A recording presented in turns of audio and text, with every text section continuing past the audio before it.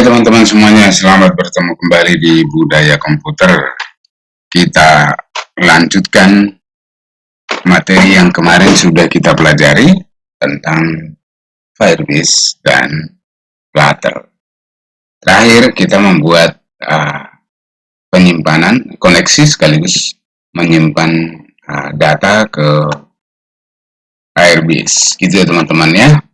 Datanya ini sudah saya simpan ada beberapa kali. Jadi kalau diklik 2 kali gitu ya, dia otomatis menambah sesuai dengan apa yang ada di dalam program yang kita buat, yang kita masukkan gitu ya teman-teman. Jadi kalau saya klik lagi ini ya, karena hasilnya seperti ini, saya klik lagi maka akan muncul lagi nama barang, kode barang, satuan dan harga. Nah, misalnya ini saya ganti dengan OBT 002, saya bikin namanya di sini GPU,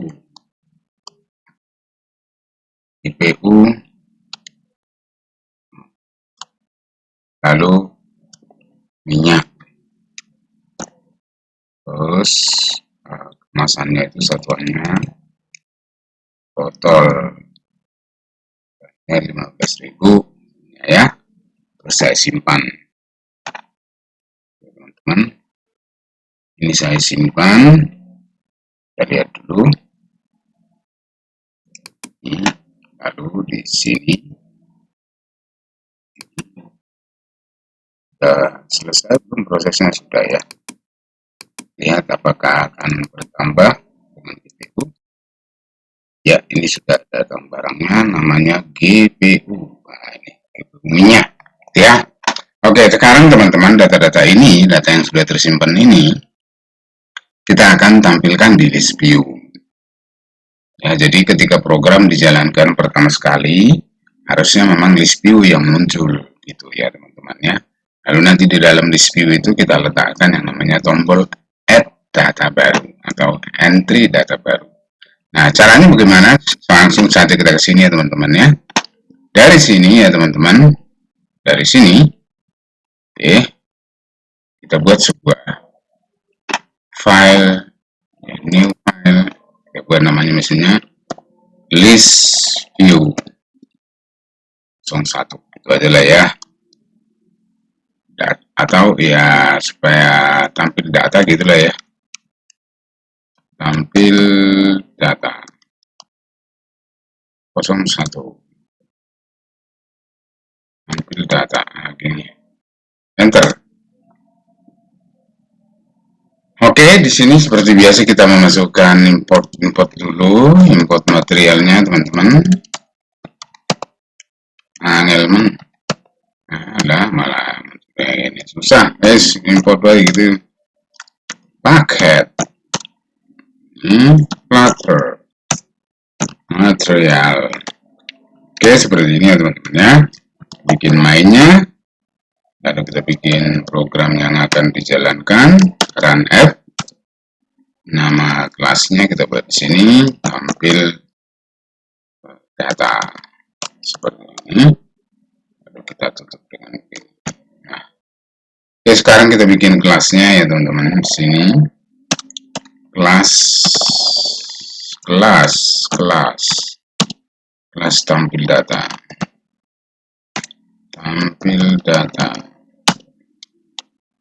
extend ke address widget seperti ini. Oke, kita buat bangunannya untuk user interface-nya. Buat di sini return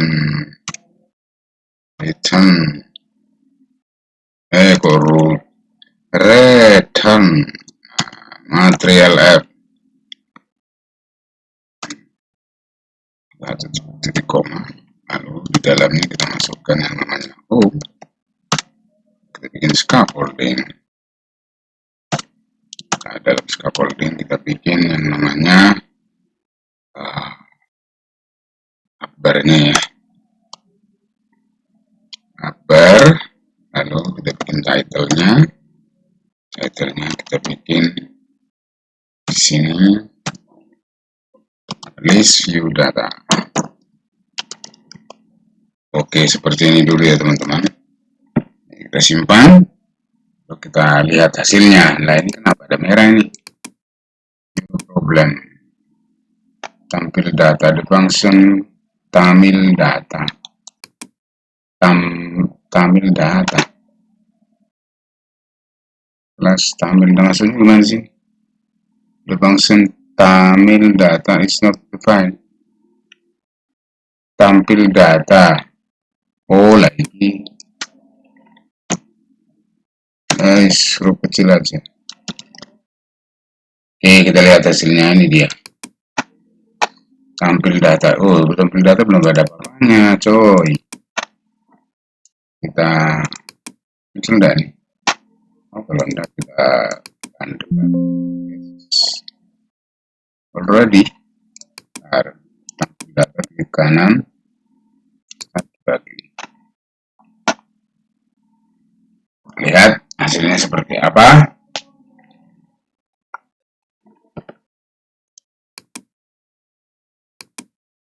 Ya, ini hasilnya teman-teman ya. Seperti ini sudah ditambahkan judulnya di atas. Oke, yang selanjutnya adalah kita akan mengimport dulu ya teman-teman. Di sini mengimport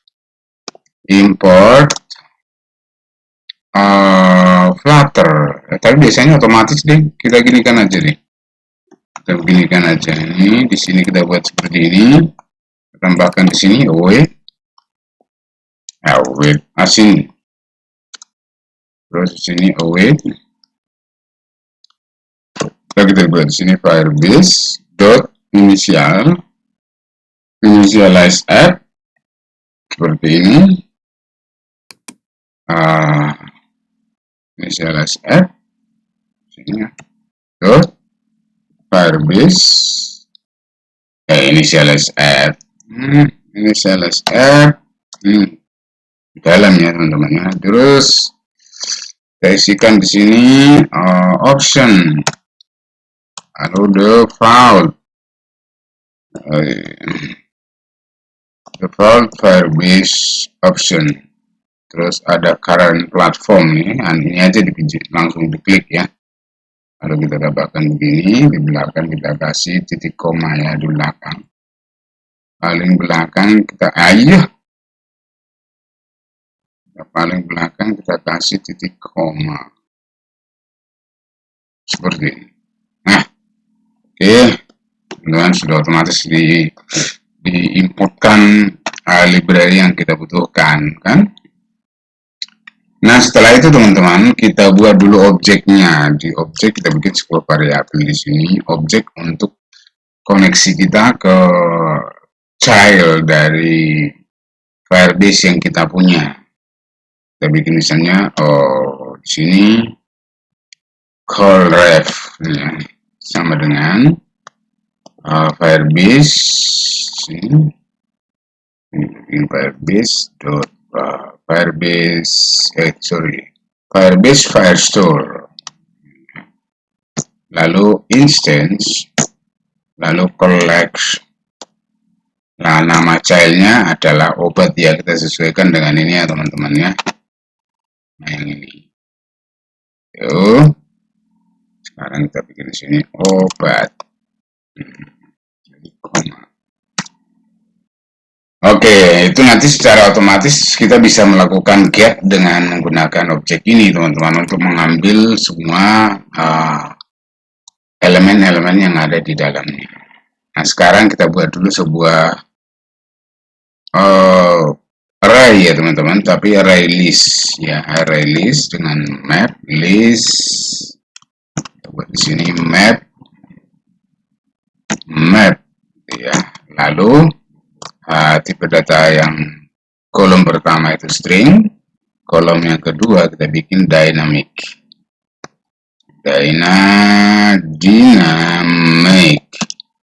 seperti ini. Lalu kita buat misalnya list data ini ada sama dengan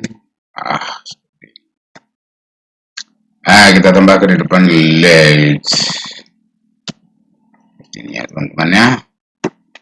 Oke, sekarang setelah kita buat begini, kita buat sebuah metode bernama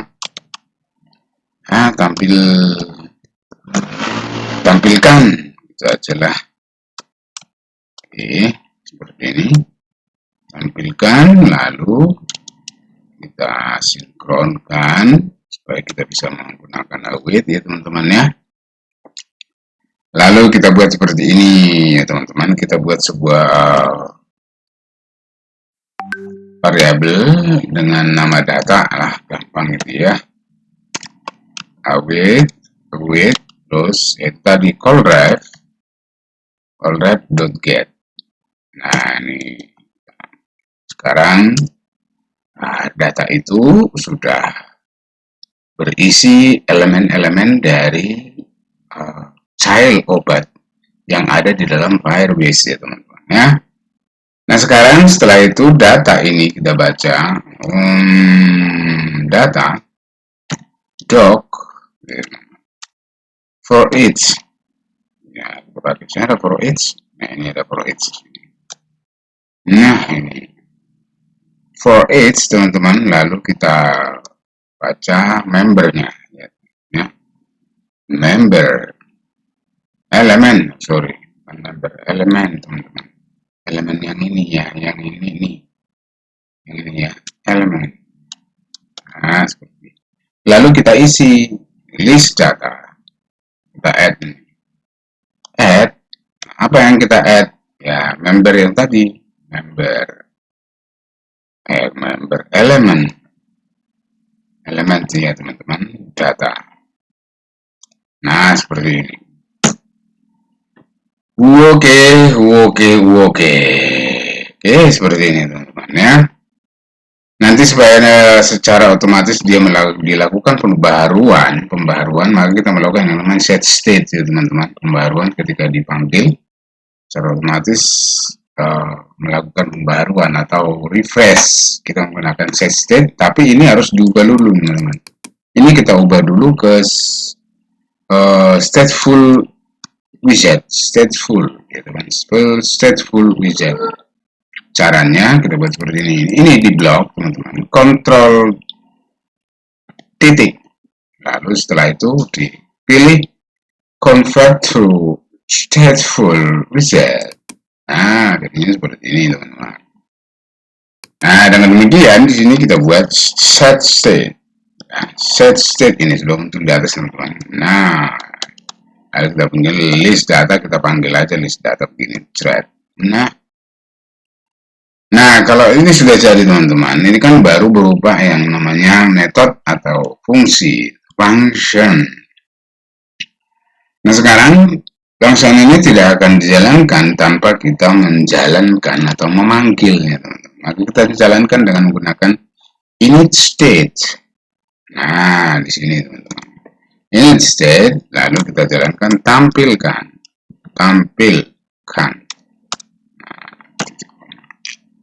Oke, nanti kalau dijalankan teman-teman, ya kita lihat ada error ya. Sekarang itu artinya program ini tidak ada masalah, ya teman-teman ya. Menampilkannya itu mudah sekali teman-teman, mudah banget. Nah sekarang kita masukkan ke dalam list view. Masukkan ke dalam list view, ada di dalam scaffolding teman-teman. Kita masukkan body, lalu kita buat di sini apa? List view ya teman-teman, list view builder. Oke, ini item builder ini adalah item data itu nanti yang akan kita tampilkan. Kita menggunakan context index yang ini ya teman-teman, supaya tampilannya nanti menarik ya. Di dalam list view itu kita buat card ya teman-teman, card return dulu. Lalu kita masukkan di sini card. Ini card ini ya teman-teman ya. Setelah itu kita titik coma. Di dalam card ini kita menggunakan child. Nah di dalam child inilah kita masukkan yang namanya list title ya teman-teman ya. List title. Ini list title. Dalam list title kita memasukkan yang namanya title. Nah ini title. Title-nya apa? Title-nya text. Nih, lalu data itu kan sudah dimasukkan ke dalam uh, list data ya teman-teman ya nih. Maka sekarang baca list datanya, list data, index, lalu nama fieldnya ya teman-teman ya. Nama fieldnya yang tersimpan itu apa? Kode. Nah, ya dulu di sini yang tersimpan di sini apa namanya? Kita buat kode ya teman-teman ya. Semuanya menggunakan kode. Nanti yang berikutnya kita bikin nama obat. Oke ya.